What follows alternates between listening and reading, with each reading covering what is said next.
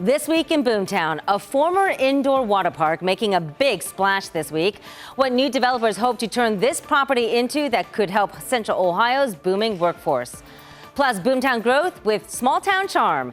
How Plain City is planning for the future while holding on to its past. And this $253 million Columbus water project is still more than a year away from completion. But what happened today was pretty incredible. I'll show you why coming up.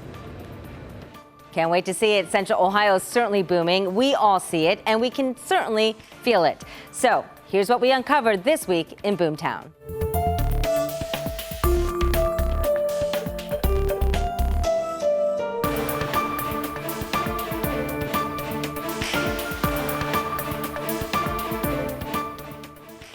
Clearing out the old to make way for new development. The efforts to hold on to our past and preserve it for the future. We'll tell you much more about that historic trolley from the Spaghetti Warehouse in just a bit. Thanks for joining us for This Week in Boomtown. I'm Angela Ann. So let's get right to our headlines first. Starting with Walmart, it's revamping stores to deal with a booming and changing consumer base. It is now investing $9 billion into what it's calling stores of the future. New layouts include easier pickup, delivery, and door dashing, as well as a new checkout design, expanded pharmacies, and updated vision centers as well. Well, this week brought some good news for Ohio farmers, a global deal worth billions to help boost their bottom line. State officials welcomed a Vietnamese delegation this week at the State Office Tower in downtown Columbus. This $2 billion trade agreement will soon have Ohio corn, soybeans, meat, and timber heading overseas. Well, you're going to see more construction on the roads this summer. That's because Governor Mike DeWine's transportation budget takes effect July 2nd. The $11 billion will improve roads and bridges, also boost highway safety as more people move into this area.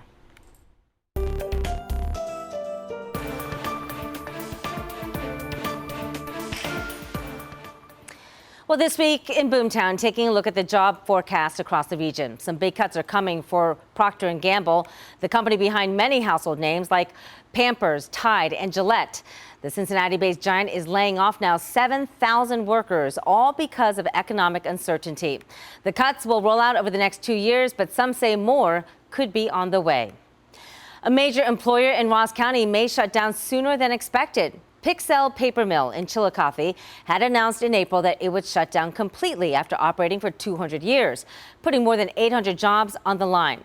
Well, the plan met with political pushback, prompting the company to delay the closure until the year's end. But now, Ross County officials say it's clear some of the mill's operations will stop before then. An economic impact study found that the paper mill's closure means the region will lose $1 billion.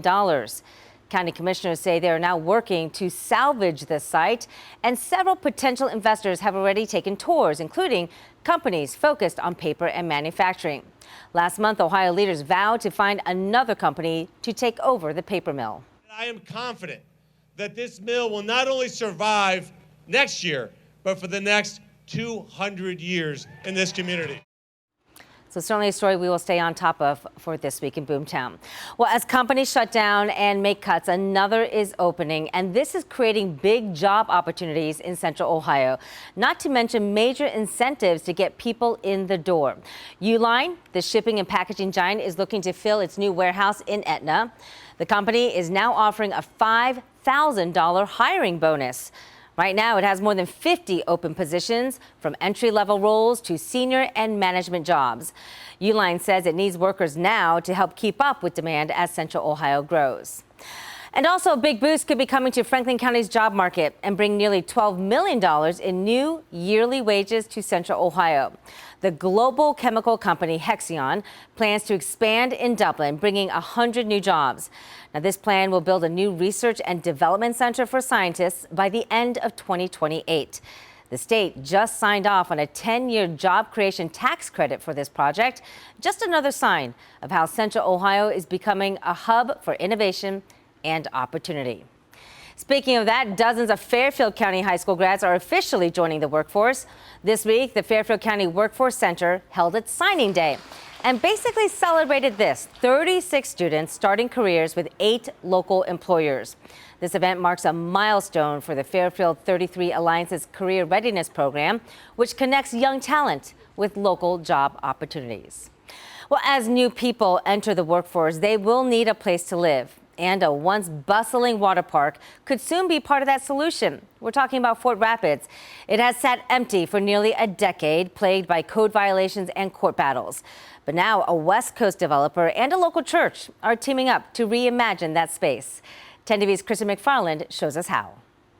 After sitting vacant for nearly 10 years, this former water park on the east side may finally be getting new life. Tonight we are learning what this could mean for the neighborhood's future. I drive by this property 5 to 6 times a week, and every time I drive by, I say the same thing. What a shame. Fort Rapids Water Park, once a vibrant place for play, now a deteriorating site with a long history of code violations and serious damage after pipes burst and a fire broke out in the building. This east side area has been a nuisance. It's been an eyesore from Eastland Mall all the way down Hamilton Road. But now it could get a fresh start. World Fire Church leaders are looking to join the development project with Drever Partners LLC, a West Coast company known for redeveloping broken properties. It's got a keystone location right on I-70.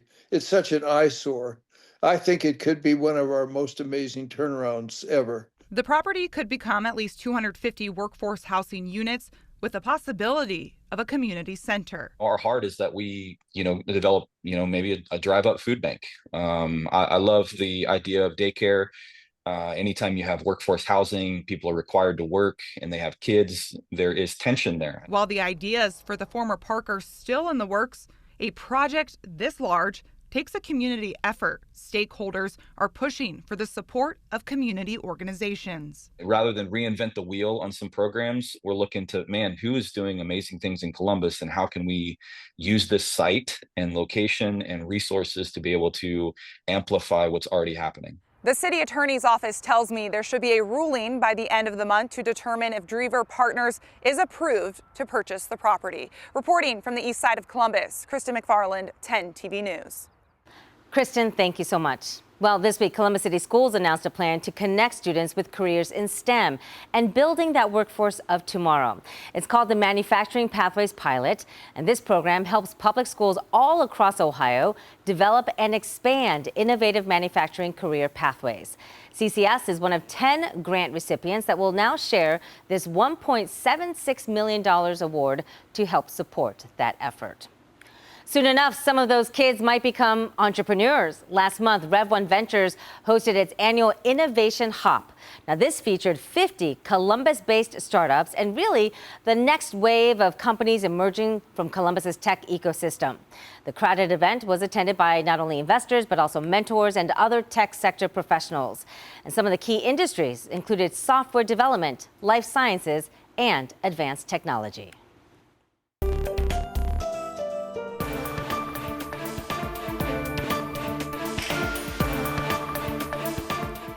Well, a multi-million-dollar tunnel 3 miles under Columbus City streets has now reached the finish line.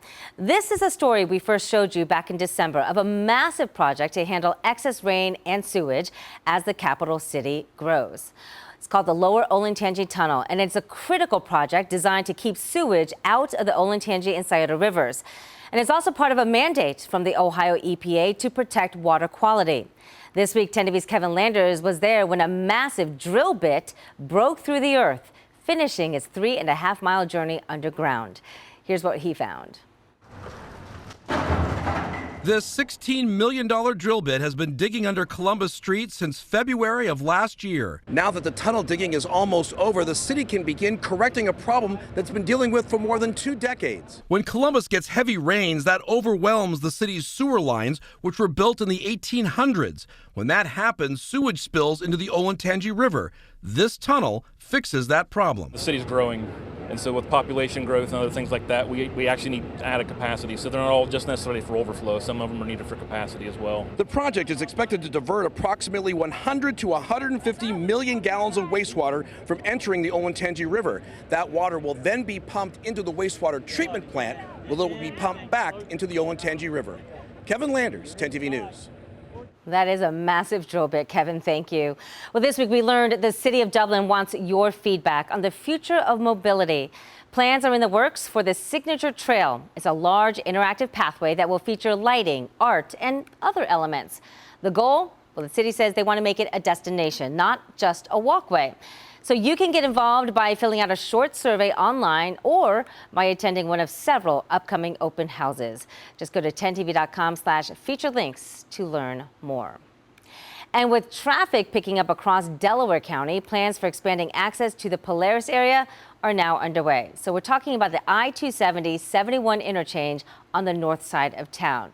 In just a few weeks, a widening project will kick off, adding an additional lane on the ramp from 270 eastbound to 71 northbound. Now, we're told the pre-construction meeting is scheduled in less than 2 weeks, and officials with ODOT say this is a really highly traveled area that often experiences crashes and backups.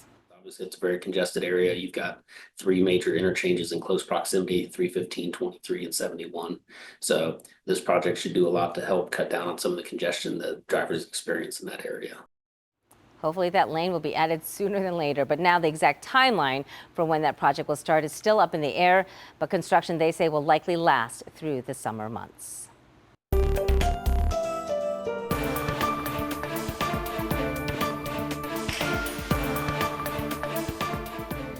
Well, the village of Plain City is experiencing rapid growth, and the community is rising to meet that demand. As more people move in, village leaders have been investing in a long-term development plan. And one major milestone this week, right there, the depot at Public Square. It is now complete. And 10 TV's Kristen McFarland takes us inside for a sneak peek and shows us what else is coming for this growing part of Central Ohio. I live right next to it. This used to just be like an old parking lot with gravel. That old parking lot now on track to become the hub of Plain City. On Church Street, the newly restored rail depot stands complete, a space for small events and historical displays. I personally love it. I love the growth. The village's small town charm sets it apart. Local leaders say they're committed to upholding that identity. Plain City has a great history as a railroad town, as a lot of these rural Ohio towns do. A railroad ran right through this area. We've done a lot of rebranding and things in recent years. We really want to preserve that history while pointing to the future. This rendering shows the next phases of the project: a market space, splash pad, and outdoor event space still to come. Just up the street, uptown Plain City is thriving with vibrant restaurants and businesses. As a business owner and also as a community member and a resident and a mom with kids, I think there's a lot of fun ideas of what's going to happen there. Corey Lear has experienced the development firsthand. It's interesting just in that short amount of time how much growth we've seen, how much revitalization. She says she's embracing the growth, but wants to hold on to that charm that's made Plain City a place she loves. One of the things that brings people and draws people to Plain City is the feeling of the small town. And so even if you are a new resident, there's still almost a commitment to being part of that small town, hometown experience. It sure is. Well, now to another part of Central Ohio, about to welcome a new hospital. This is coming to Washington Courthouse. Adena Health says the goal is to meet the growing healthcare needs in Fayette County. That hospital will be built on US 62, where the current Adena Fayette Medical Center is located.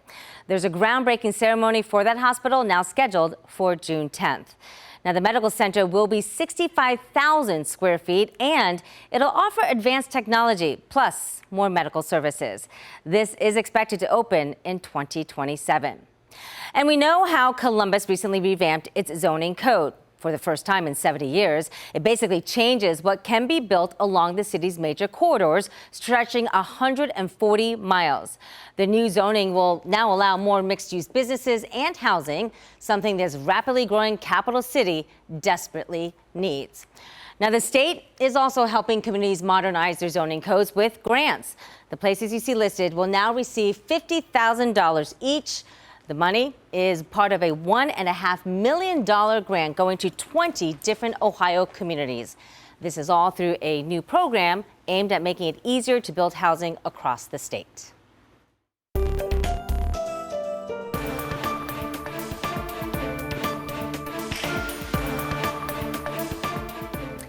Well, this week was the last chance to get your picture taken and remember the old spaghetti warehouse trolley. This was saved by demolition crews back in February before that building was torn down.